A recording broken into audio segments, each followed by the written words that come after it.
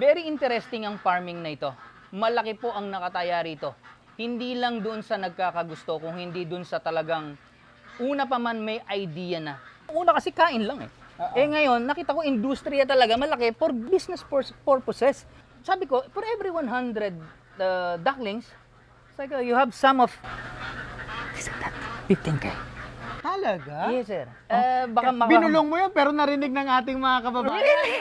Oo. Guys, ang ganda ng setup. Elevated yung nila, yung paliguan. Pagkatapos nila mag-swimming diyan, malinis. For some people who want to go out of their comfort zone, huwag kayong matakot. Kasi meron naman tayong panuntunan na susundan. Una, alamin mo bago ka pumasok, yung kabuuang parte nung papasukin mo. Huwag po kayong papasok nang hindi talaga buo sa puso ninyo. Gusto natin matulungan kasi talagang malaki po ito. May plano po ang team namin na kung saan hindi lang po ducklings ang isusupply namin. Even yung feeds itself, vitamins, anything that they need, pwede po natin kuhanin sa mga darating na panahon. What's up, Kabidyo? Art Sinubago here and welcome to another episode of Video Stories.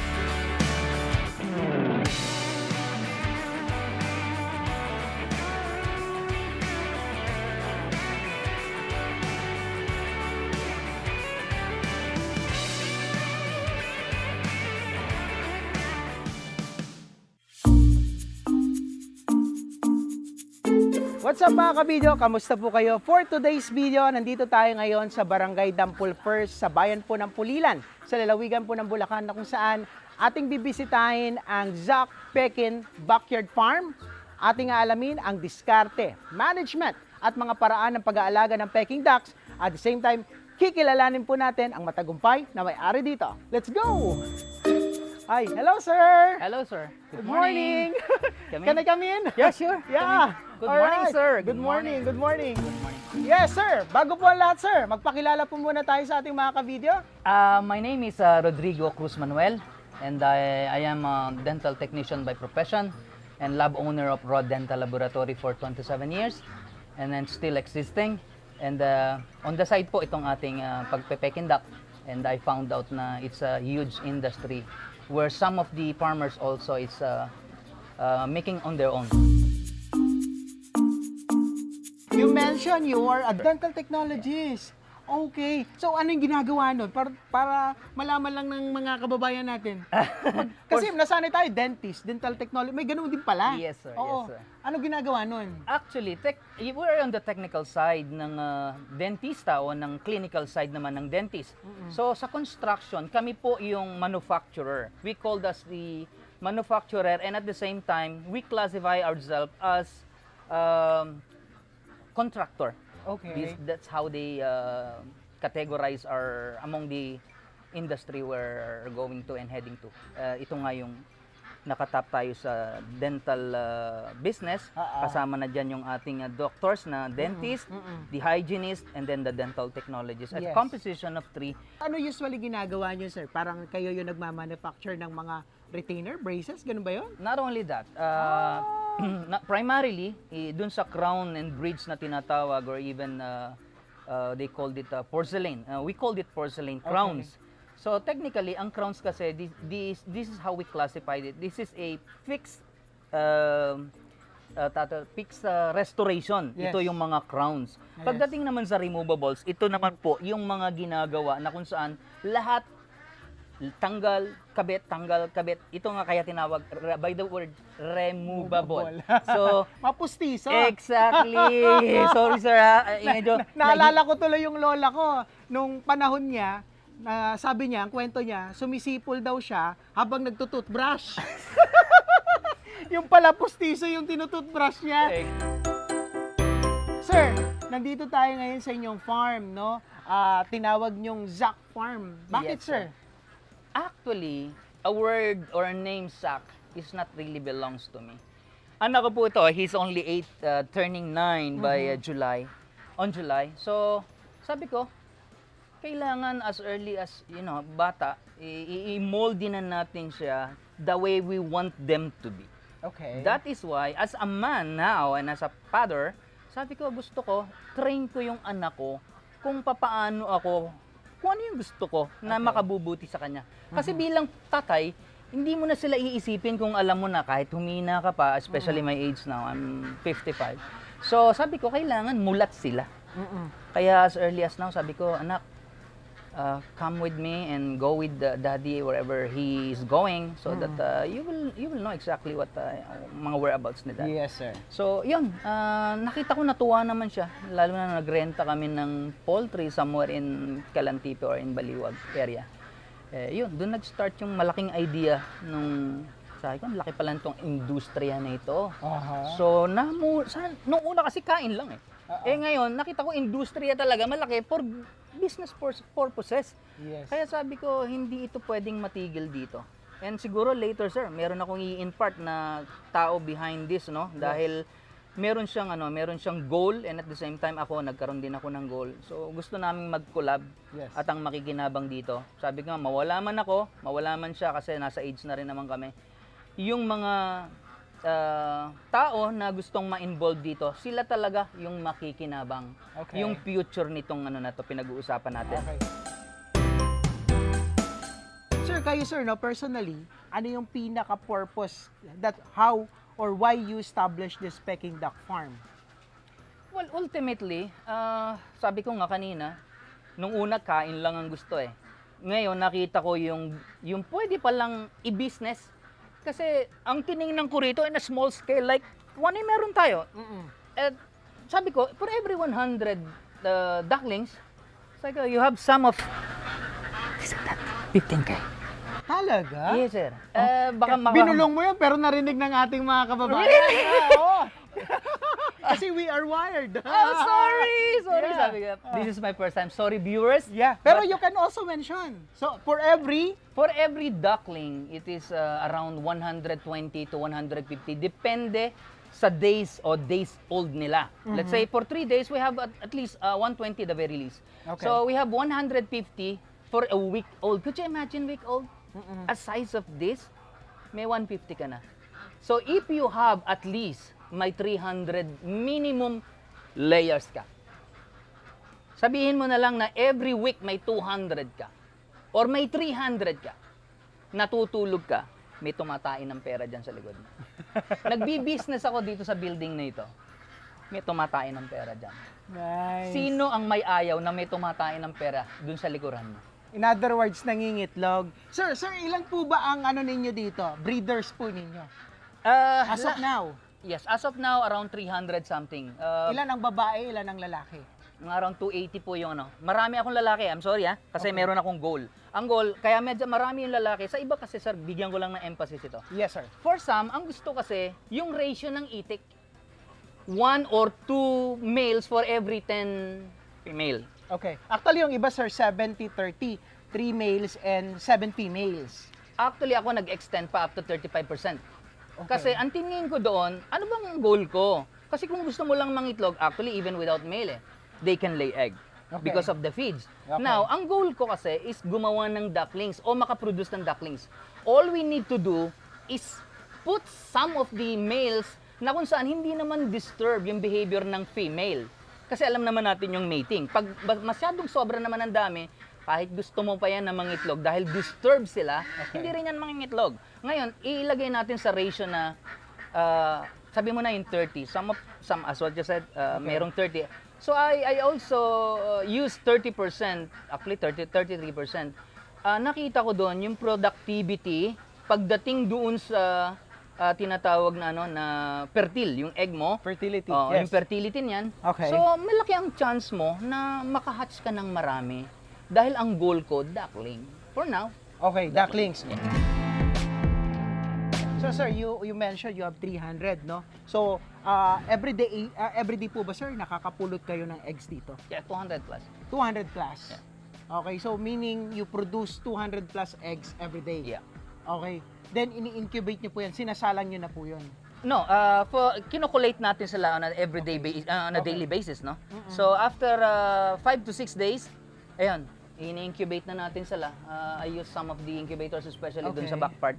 Meron tayo doon. And then ayun, bilang tayo ng another 28 days. No, 15 to 16 days, ano na yan, yun na yung 20 final ano natin, candling. Candling. And then after nun, 28 days lang yung full cycle para maka-hatch na tayo. Yes. And then finally, nakaka-hatch naman tayo, nakaka-deliver tayo. So, ibig sabihin, no, guys, no, just to sum up lang yung binabanggit ni Sir Rod, no. So, every day, nakakapulot sila ng halos 200. 200. So, iniipon nila yon to 5 to 6 days. So, kung i-multiply natin yan, parang nasa 1,000 plus. Yes, sir. 1,000 to 1,200. Yes, sir. So, isasalang niyan, hintay tayo ng incubation period after 28 days. Yeah. Ilan ang na-hatch po ninyo? Oh, that's a secret. Ilagay na natin dun sa very least, sabi nga voting dahan-dahan lang muna tayo kasi yung katotohanan kasi lalo na sa ngayon. Ako, taasan ko po sinasabi, may kaunti akong failure ngayon because of the condition nowadays. Super hot. Actually, hindi ko na ginagamit itong 10,000 capacity. Nag-overheat po yan. Namatay ang close to 4,000 Eggs. eggs ko. 4,000 eggs namatay. Ah. So, 4 na stage yun. For every salang, meron tayong 1,000 something eggs. So, 4 na tawag dito, 4 na layer, 4 na salang. Period, 4 na period ng salang. So, namatay lahat yon. 4,000 eggs. Yes, sir. Malaking talo Losses. yun. Malaking losses yun. Pero syempre, yung losses na yon, huwag nating tingnan dun sa pangit o dun sa negatibong side. Tingnan natin sa positibong side. Ay, gusto ko yan. Okay. Ano yung idulot sa atin yan? Okay. We must learn something from our mistakes. Especially deployment. Mali. I agree, mali.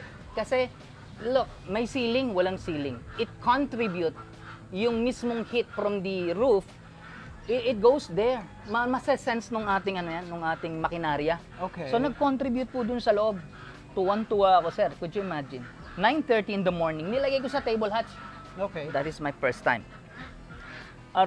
Sobrang busy ko sa loob, sa dental lab. Ang nangyari sa akin, na-overlook ko yung mga nandito sa table hatches. Around 2:30 in the afternoon. Lahat sila. Dead. Sir, kailan mo ba sinimulan itong pagpe-peking duck farming po ninyo? Less than 3 years ago. So, less than 3 years. Yes. 2023? 2024? 24. 24. Early stage ng 2024, 25, Okay. 26. Yes, sir. Yeah, 24. Okay, then you started 300 na kaagad. No, it started in a small scale, like it's still small scale. Mm-hmm. Around 30, and then sabi ko napalaki ko yung 30. Mhm. And then bumili ako ng another 30, Okay. napalaki ko uli Ah, until umabot sila ng 100. okay. And then nag-start na ako. That 100 pieces of ducks. Ayun sir ang gamit ko. Bumili ako ng BDL incubator sa Cabanatuan. Yeah. That's my very first. Okay. So, maliit lang. Maliit lang. Ilan ang capacity nito? 234, sir.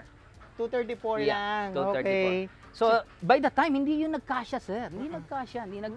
Yes. So, ayun, until sabi ko, nagpagawa ako, nagpa-DIY ako. Kasi mahal din naman, 22K ito, inabot nito. Yes, so, So, ayun, nagdire-diretso hanggang sa yung first buy ko ng 100 pieces. Ayun, pumunta na ako ng Laguna. Ng Doon na. Victoria Laguna. Alright. That's how it started. Mm-mm. Yung malaking portion, hindi naman siguro masama, sabi ko nasubukan na medyo magpalaki ng kaunti kasi Yes. nakikita ko na business, yung business side nitong pag-alaga ng duck or yung duck farming na tinatawag. Sir, gusto mo na natin lapitan tong mga ducks mo? Yes, no? sure. Yes, sure. Itingnan lang natin. Yes, sir. So, ang lalaki na. So, parang ilang na to, sir? Parang may taon na po ba ito or months pa lang? Sa ngayon, 1 year and 1 month. Ang cute doon, no, guys. Gusto nating lapitan yan. Yes, sure, yung paliguan nila doon. So, ito, sir, tuloy-tuloy lang yung tubig nito. Yes, sir. Sila naman yung magsasawa, sir, kung ayaw na nilang maligo talaga, may aalis na yan dyan. Ayun sinasabi ko, sir, Oh. Guys, ang ganda ng setup. Elevated yung nila, yung paliguan, Yes, sir. 'di ba? Tsaka screen. Pagkatapos nila mag-swimming dyan, malinis. Malinis sila. Opo. Ayaw kasi ng mga white ducks ng marumi talaga. Okay. Okay, ang ganda. Nakakuha ko na ng idea, no? Pwede natin i-duplicate ito dun sa farm din natin, yung paliguan nila na continuous po yung tubig. Kaya malilinis sila. No? Tsaka, ito, tignan ninyo. Tapos dito lang yung kulungan mo, sir. Yan po yung nesting. Nesting nila. Opo, yan lang. Okay, meron ba tayong makikita? Anong oras kayo, sir, namumulot ng egg dito? 6 in the morning, sir. Kailangan nakuha na natin yung mga itlog kasi some of the ducks nagbabasa na. So pag pumunta uli sila dyan, mababasa yung eggs nila. Kaya kinukuha natin. Yun naman, kino-contain ko sa isang room na malamig. Ayun! Ayun pala, meron pang natira. Maaga yung May mga late na. bloomer. Oh, yes, sir. Ito pa. Ito pa. Ayan. Yan, mga huli na lang po yan. Ito, mainit-init pa. Yes, sir. Guys, so nangongolekta raw sila every 6 a.m. Kanina, sir, ilan na nangolekta ninyo? 180. 180. Medyo bumaba talaga. Bumaba siya. Bumaba. Naapektuhan din ba yung productivity nila, sir, ngayong tag-init? Nako, sobra. Nakita ko yung dati, pag umupo ka dyan sa gilid, makita mo, early morning, maingay sila kasi nagme-mate sila. Ngayon, medyo bawas yung kanilang siguro, yung kanilang gana pagdating dun sa ginagawa nila na daily routine, especially morning time. Bawas. Not as intimate as before. Ganun talaga. Sir, baka kailangan pa-aircon mo na to. Kailangan nila ng malamig. How I wish na sana dumating yung panahon sa awa tulong ng Diyos. Yung panahong inilagi ko po sa dental business, sobra-sobra na kung ikukumpara sa close to 3 years na nag-aalaga ng peg. So parang ito, sir, parang consider mo at nakikita mo yung sarili mo as your retirement activities. Exactly. Actually, marami tayong mga kababayan na naghahanap ng retirement activities. Gusto nila mag-farm, gusto nilang pumasok sa mga agribusinesses. So sir, what can you say about that? Siguro ito lang ang masasabi ko po sa mga gustong sumubok. For some people who want to go out of their comfort zone, huwag kayong matakot. Kasi meron naman tayong panuntunan na susundan. Una, alamin mo bago ka pumasok yung kabuuang parte nung papasukin mo. Kasi pag namali ka na at involved na yung capital mo, lagi kang nandoon sa losing side. Pero kung pag-aaralan mo muna unti-unti, bago ka bumili ng gusto mo mang bilhin o pasuking agribusiness, so at least meron kang idea and you'll never go astray dahil once na pumasok na yung kapital mo, talo ka na. So ang kailangan lang, alamin mo muna yung preference na ito ang gusto ko. Alamin mo rin yung pasikot-sikot nung papasukin mo or else mali yung papasukin mo. At huwag kang papasok, yun lang masasabi ko po sa mga viewers, huwag po kayong papasok nang hindi talaga buo sa puso ninyo. Kasi ang involved dyan, tandaan po natin, hindi natin laway lang yung bibilhin nyo. It is amounting thousands of pesos. Sa kamukha kong mahirap at nag-try na ganito, talagang kahit pa paano po, binigyan natin ng konting attention nito.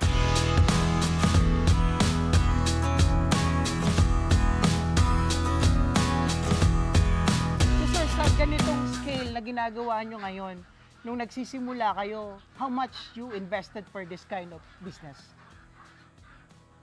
Well, kaya ako sinabi po yung kapital, talagang I'm trying to give them the awareness that they need. Kasi, bumili ako nito, sir, 1,000 pesos per head.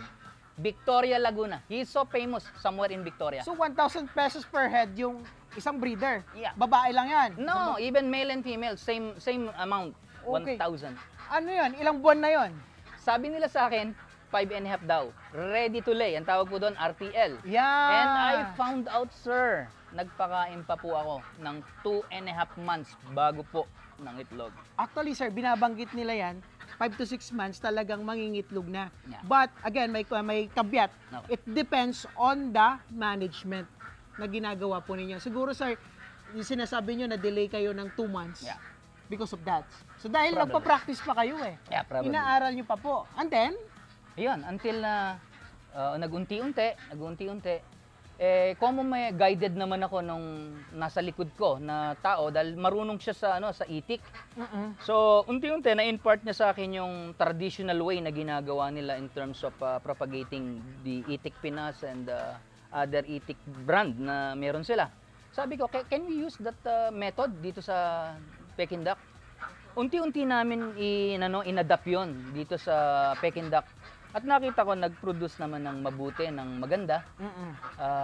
Unfortunately, meron lang nangyari along the way na dun sa transition. Kaya, ayun, nagkahiwalay kami, pero we're in good terms naman. Basta anytime na magkakaroon kami ng activity patungkol sa mga ganito, nag-uusap kami. Okay. Sabi ko, balikan natin. So parang in other words, parang you encountered also some circumstances, Oh, yeah. consequences na hindi natin maiiwan.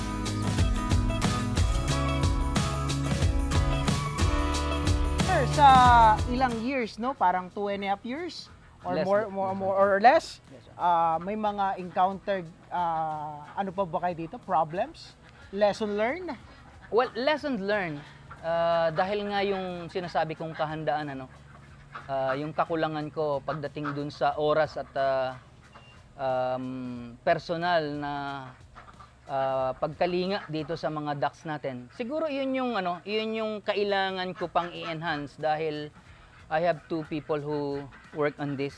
Okay. So I think pag pumasok ako sa mas malaking scope ng duck business, siguro that's the time ma-inculcate na rin yung proper, the do's and don'ts also.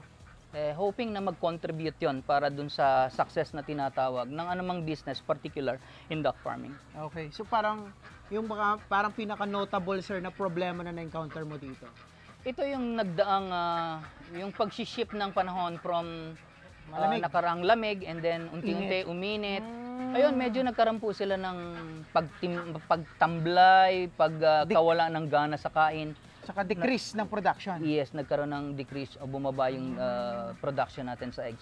Okay. But still okay pa rin naman. They Doon delivered. sa sir, doon sa daily production ninyo, ano yung madami na Actually, nakukuha nyo? nag 90% po kami. 90%. Yeah, 90%. So, Wala naman po, sir, sorry to butt in. Yes, sir. Wala naman po kasing wala namang nagwa 100% niyan. Wala. Bihira o wala talaga? Tingin ko wala kasi yung halimbawa nag-start ka ng ducklings. Hindi naman lahat 'yan masasabi mong 100% condition 'yan at pag na-meet nila yung 5.5 to 6 months, lahat 'yan mangingitlog. Walang no certain yung kakahantungan talaga, Okay. yung ending nung Outcome. yung outcome ng from day old to 6 months old Na mangingitlog mangingitlog ng sabay-sabay. talaga? Okay. So, may nag-skip talaga and it's very normal naman. Very normal. Sir, dito sa though I know that you have a profession talaga. I think that's the bread and butter and source of your income. Dito naman sir sa pagbi-business po ninyo ng Peking ducks. Yeah. Kumusta naman ang naibigay nito na boost sa kabuhayan po ninyo? Well, safe to say, nakatulong talaga. Okay. Kasi even in my spiritual side, lahat po ng ginagalaw ko sa spiritual side ko, particularly dito ko kinukuha. Kaya inaasa ko talaga yung magagawa nila at yung magagawa ng Diyos naman para ma-spread natin yung ano man yung inaani natin dito.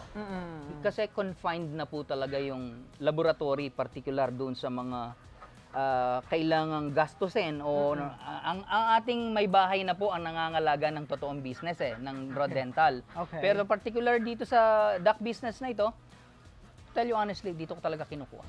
Kaya malaking tulong po ito sa paggalaw ko doon sa mga bagay-bagay na ginagawa ko. So Aside. do we have figures? Kasi mga kababayan natin, hindi nila mag-grasp, Oo. hindi nila kumbaga ma-inculcate na kano ba ang kitain dyan sa pagpipeking duck? Do we have a range or figures? Okay, sir. Kung titingnan natin na small scale, like 100 heads ng female, kung 70% the very least, o make it 60 the very least. Yung 60 mo, i-times mo yan sa 150. Ganun mo lang siya tingnan. So Okay. exceeding from 60%, napakalaking bagay kasi it covers the entire gastusin nung mga ducks, considering may daily maintenance ka, feeds, Yes. vitamins, tao na gumagalaw, may tubig ka, like yung tubig ko ngayon, hindi pa yan nakasolar. Kaya every ikot ng kontador natin, mga kapatid, mga kapegendak, lahat po yung gumagastos. Even yung ating mga sulib, maybe a little more hours, nandyan na yung sulib natin. Sulib pa lang binabayaran ko. Sa ngayon, 4,200 weekly. Sir, sorry I'm not familiar with the sulib. What's that? It's a small shell na ang sizes nila is around Kuhol ba? Suso? no. What's sulib? Sulib is like Ano yan? A seashell? Or? yeah, seashell siya. Na Okay. ganyan lang kalalaki, ganyan lang kahaba. What's the color? Yellow, Dark black? gray. No, dark gray. Okay. Dark gray. Sulib. I'm not familiar with that sulib. Just call them a snail also. Pwede Okay. naman. Okay. Kuhol. Part ng ano nila, diet nila. Yes, sir. Kasi sila yung nagpapatibay po ng shell, ano? Hmm. But for some, gumagamit na rin sila ng ibang substance para mapatibay yung shell. Okay. Like ngayon, merong mga egg enhancer. Okay. Pero as much as possible, ayoko ng ganun. I want something organic. Organic. Kasi papasok po tayo ngayon. At ito yung sinasabi ko. Mga ka-farmers, ito po yung sinasabi ko sa inyo. Pwede po, sa mga darating na panahon, bisitahin nyo lang po paunti-unti. Doon sa mga hindi pa enthusiast, siguro this is high time para yung pag-shift natin from traditional and commercial feeds, yung dependence natin mawala dito. Okay. Kasi one way or the other, one word yung sasabihin ko na kung saan it's a big help para dun sa gustong pumasok dito. Mm-mm. Sufficiency is the key. Now, if we are depending on commercial feeds, pwede kong sabihin, we're almost break even on or a little pakinabang, a little profit from the so-called farming. Okay. But if we shift from commercial to organic, yun po yung aking masasabi sa inyo na wait and see until it is fully developed. The team is, dine-develop na, ine-execute na lang ng proper para makinabang talaga yung ating industriya rito, like yung mga first-timers especially. Gusto natin matulungan kasi talagang malaki po ito. May plano po ang team namin na kung saan hindi lang po ducklings ang isusupply namin. Even yung feeds itself, Okay. vitamins, anything that they need, pwede po natin kuhanin sa mga darating na panahon. And one way or the other, matutulungan po natin ang gobyerno na hindi tayo sumalalay o maging pabigat sa kanila. Kasi as I said, hindi po kayo mahihirapang bumili ng duckling. Hindi rin po kayo mahihirapang magpasan ng presyo nitong mga commercial feeds na yan. Dahil ang sa atin po, mga ka-farmers, yung umasa tayo, yung pagiging reliable ng source natin, hindi po natin ito ilalabas hanggat walang finality and sustainability na mapuproduce yung aking tinatawag sa ngayon na team. Okay. So, siguro sa ngayon, iwanan natin muna kasi ang gusto ko lang ilawit dito, sir, yung tinatawag na sufficiency. Yes. So, without the sufficiency, we don't know kung ano yung mangyayari the following day or the following months or years. Baka mabitin lang tayo, kung ano man yung objective natin, mabitin tayo dahil nakatali tayo dun sa binibili natin. Sayang naman po sa maraming naggugustong mag-alaga. Sir Rod, napaka-broad and napaka-large ng scale na binabanggit ninyo, no? Para it seems as farm inputs yun yung mga kailangan natin, no? So, sir, dito ba sa Pilipinas ngayon, ano ba ang lagay ng or status po ng Peking duck farming natin?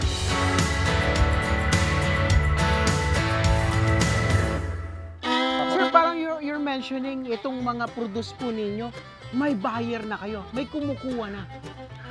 Actually, sir, very true, no, na talagang may kumukuha na, may hinuhulugan na tayo, insufficient pa nga yung numbers of ducklings on a weekly basis. Ito po yung bagay na nagpapatibay sa mga shell po ng ating itlog, Yes, sir. So, ganon ang negosyo, ganon sa farming.